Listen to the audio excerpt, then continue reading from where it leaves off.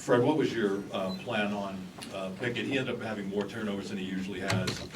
Can you just take us through what the idea was there? Yeah, we had a couple different coverages on him. He's one of the toughest guys to prepare for in this league just because of his versatility and his ability to take advantage of a mismatch. And, we had different things that we tried to do. We doubled him early, and I thought we had good active hands, which created some turnovers. And first half, I thought we did a good job overall. They shot 33%, although of their 13 field goals, I think 10 of them were threes. And, they just put you in rotation, and they got guys that can shoot it all over the floor. Micah does a great job of getting that floor spaced and, puts you in a heck of a bind with one of the best one-on-one players in the league, and they just pick on guys. So, I thought early, after they went on a 10-0 run, I thought we settled down and made a nice run ourselves.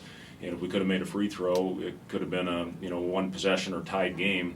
But it didn't happen. Second half, I thought we came out and made a nice run to pull even, and then they really got it going. And I think they made 14 in their next 18 after we tied it.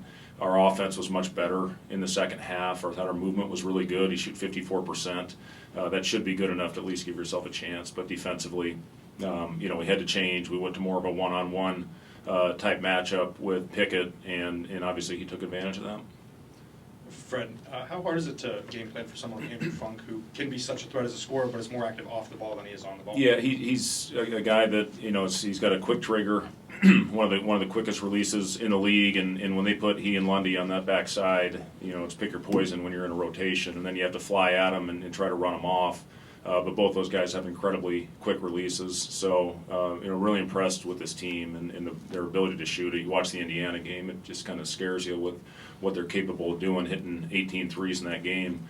But again, it starts with Pickett. He's the guy. It's getting the ball and creating double teams. Or if you play him one-on-one, he's so gifted and getting to the basket, late shot fakes, getting to the free throw line.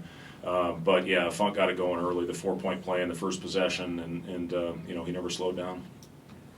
Coach, you knew Penn State was going to go with a small ball lineup at some point in the game where they have 4 or even 5 shooters on the floor. What was the game plan going in to defend that, and how do you think you executed that? Well, we wanted to, first of all, try to take advantage of Derek on the other end, and, we felt we'd have a size advantage. Derek got us going after a slow start. I think hit 3 baskets in a row to pull us back into it. But, again, that's what they do. They put you in a tough spot, and Dredd does a good job guarding the post, with his size.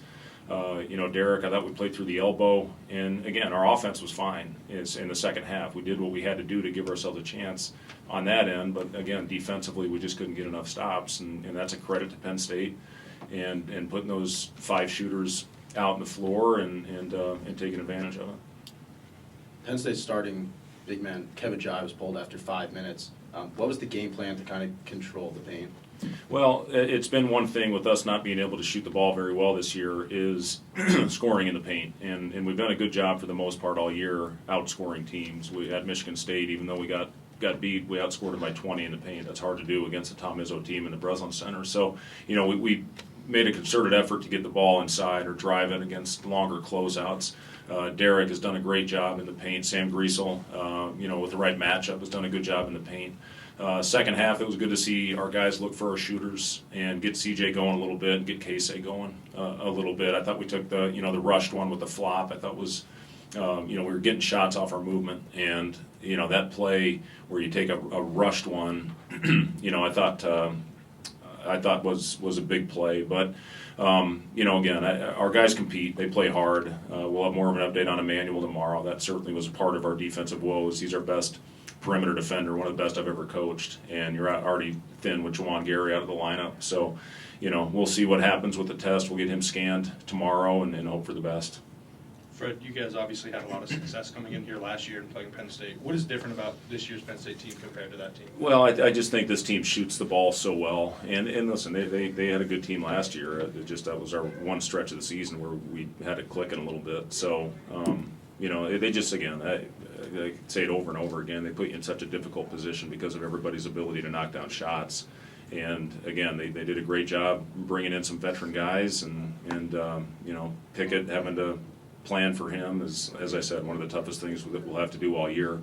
We'll bounce back. Got another big one here coming up next week with Northwestern. Anything else for Coach? Thanks, guys. Thank you. Thanks, Fred.